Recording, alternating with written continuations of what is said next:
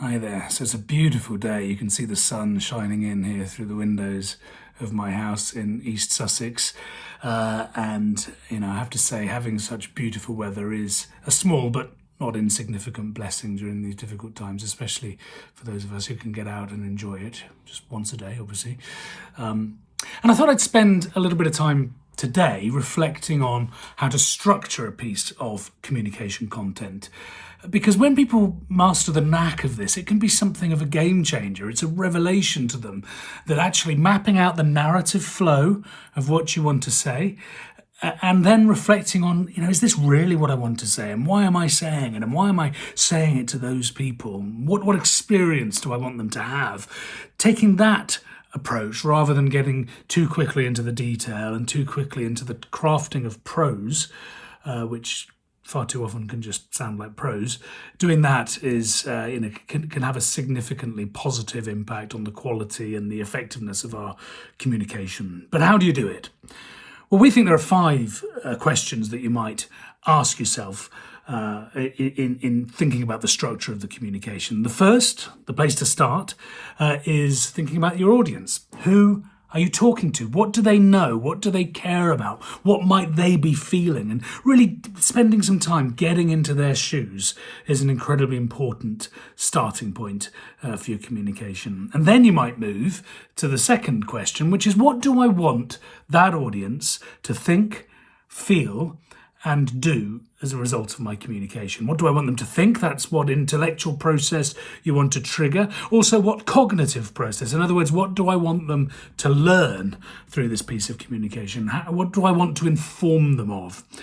But we've really got to get beyond that. We need to also think, what emotions do I want them to have? What is the experience emotionally that I want to give them?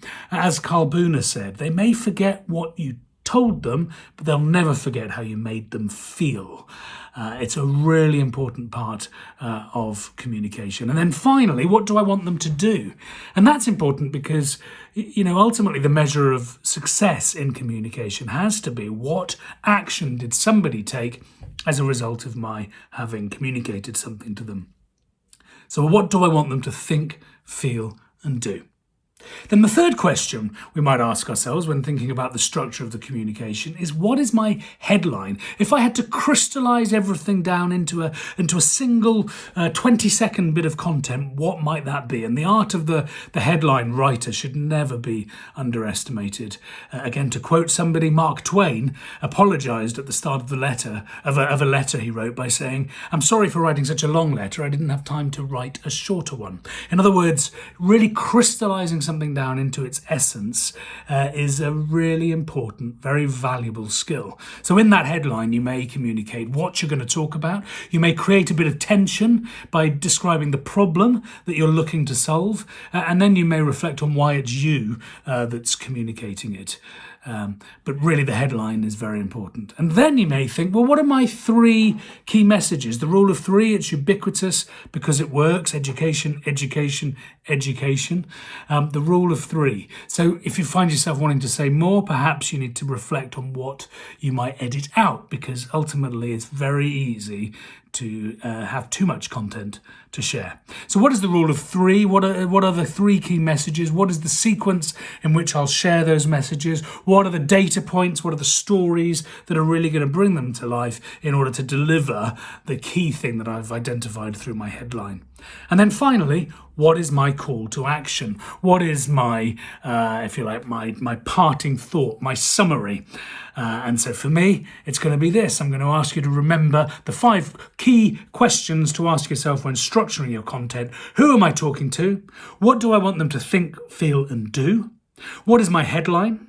What are my 3 key messages, and what are the data points and stories that are going to bring those to life? And then finally, what is my call to action?